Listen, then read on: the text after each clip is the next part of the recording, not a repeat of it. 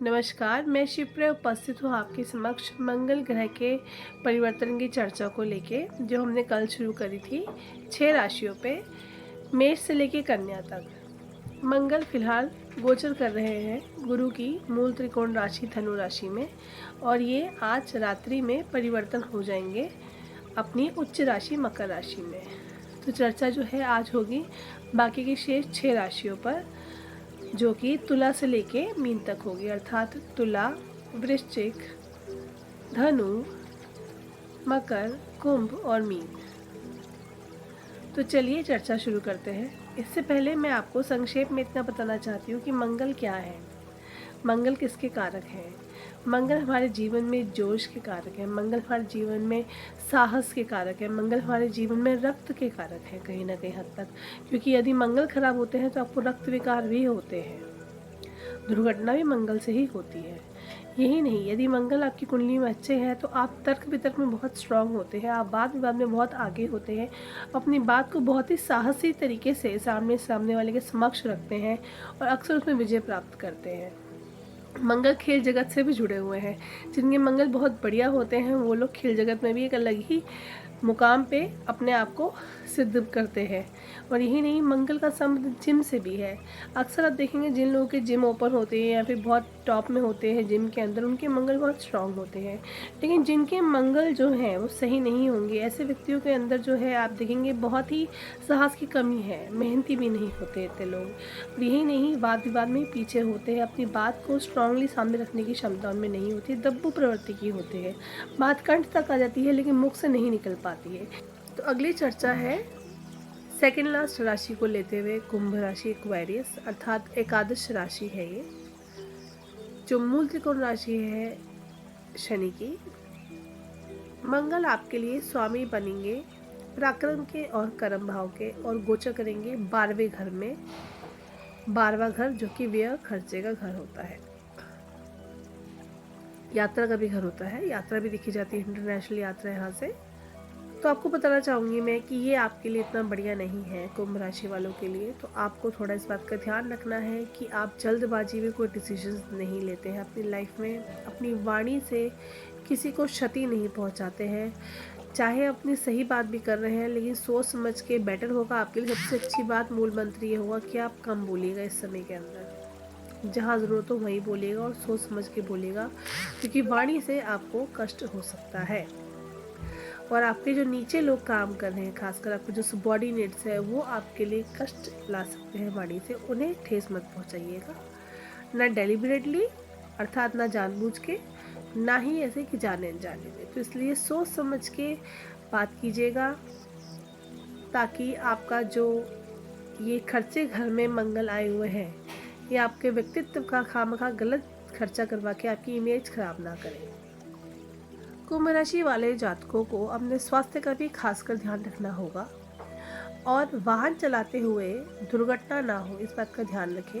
वाद विवाद में खामखा के ना फंसे, जहां आपको लगे कि खामखा वाद विवाद में फंस रहे हैं वहां अपनी जीवा पे आप अंकुश लगा लें, तो समझदारी इसी में होगी। ऐसे बिल्कुल मत समझिएगा कि आप कुछ गलत कर रहे हैं, समझा कीजिए कि समय ही समय, जब देखिए समय के हिसाब से इंसान चलता है तो काफ़ी हद तक सही रहता है उसके साथ। जब समय हमारे विपरीत हो तो हमें विवेक बुद्धि से कार्य लेना चाहिए, ये कहना चाहूँगी कुंभ राशि वाले जातकों के लिए मैं।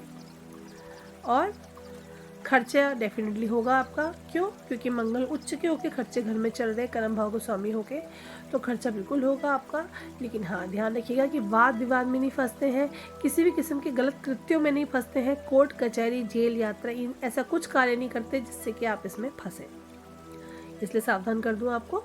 और एक चीज़ और है, वो ये कि आपका जो स्टूडेंट्स हैं, हमारे स्टूडेंट्स भी भटक सकते हैं, पढ़ाई को लेकर भटका हो सकता है, तो आपको भी उस भटकने से बचना है। उसके लिए चाहे मेडिटेशन करें, चाहे प्राणायाम करें, ताकि आप अपने आप को सही तरह से केंद्रित करके सही दिशा में लगा सकें।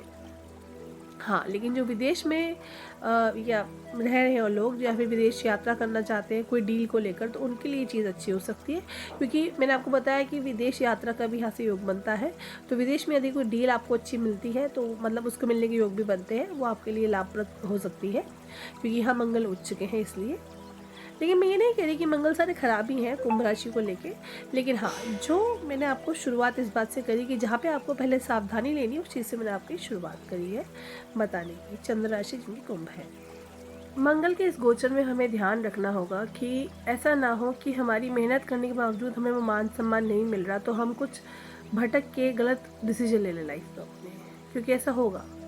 क्योंकि आपके कर्म भाव के स्वामी मंगल जो है वो उच्च के होके बैठ के भारे भाव में, तो इससे क्या होता है कि कार्य क्षेत्र में आप कर रहे हैं, सब कुछ कर रहे हैं, लेकिन फिर भी आपको वो क्रेडिट नहीं मिल रहा जिससे आपको हर्ट होता है। तो स्ट्रांगली, लेकिन अच्छी बात यह है कि आपके जो मंगल हैं वो देखते हैं चतुर्थ दृष्टि से आपके पराक्रम के घर को, और वहाँ पे मंगल देखते हैं। तो सबसे अच्छी बात ये होती है कि वहाँ देखने से मंगल के कि आपके जो है पराक्रम में वृद्धि होती है, आपका पुरुषार्थ आपका साथ नहीं छोड़ता है, आपकी हिम्मत आपकी साथ नहीं छोड़ती है। तो उसकी वजह से क्या होता है कि यदि आपके साथ ये सब बातें होती भी हैं कि आपको वो क्रेडिट नहीं मिल रहा काम करने के बावजूद भी, तो आप हिम्मत नहीं हारते, आप गिव अप नहीं करते हैं और आप लगे रहते हैं, जुटे रहते हैं अपने आप को सिद्ध करने में। इसी को आपको मेंटेन करना होगा। गलत संगति से बचिएगा, खान पान का ध्यान रखिएगा, अर्थात मद्यपान मांसाहार से बचें। जितनी आपकी संगति अच्छी रहेगी, जितना अपने आप को कंट्रोल में संतुलित रखने की कोशिश करेंगे, आप सिंपल जीवन जीने की कोशिश करेंगे आप, उतना ये समय आपका शांति से अच्छे से निकलेगा। क्रोध नहीं लाना है, चिड़चिड़ाहट को दूर रखना है अपने आप से। पति घर को आपके गुरु देख रहे हैं, मंगल भी देख रहे हैं अष्टम दृष्टि से, तो उससे थोड़ा कहा सुनी होती है, लेकिन गुरु ने भली भांति चीज़ें अच्छे संभाल रखी हैं, तो ये समय भी अच्छे से निकल जाएगा। बुद्धिमत्ता के साथ कार्य कीजिएगा। जो चीज़ें बताइए एडवांस में, उसको उसे बताने से प्लस पॉइंट आपके लिए ये है कि अब आप इस चीज़ से अनभिज्ञ नहीं है, अब आपको पता चल गया है कि ऐसा हो सकता है, तो उससे आप मेंटली प्रिपेयर हो जाइए अभी से, जिससे कि जब वो चीज़ सामने आए तो पुरुषार्थ से उसको फेस करते हुए स्मार्टली, स्ट्रांगली, बिना अहंकार के उससे आप डील कीजिए और उससे बाहर आ जाइए। तो क्या करना है कुंभ राशि वाले जातकों को?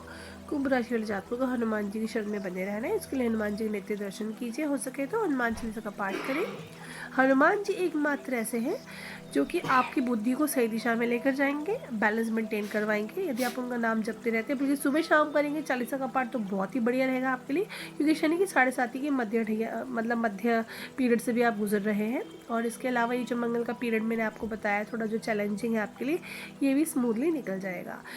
ईश्वर एकमात्र ऐसा सहारा है जो हम कर्म करते करते यदि अपनी जीवन में उनको भी लेकर आए अपने साथ कदम कदम पर, तो डेफिनेटली समझ लीजिए कि आपके रास्ते से जो कचरा है वो अपने आप हटता जाता है। तो अपने आप को सही दिशा में रखने के लिए संगति का ज़रूर ध्यान रखिएगा। तो ये था आपको जानकारी कुंभ राशि वालों के लिए। अब अंतिम राशि बची है मीन राशि, उसकी जानकारी मिलेगी आपको मीन राशि की अगली वीडियो में।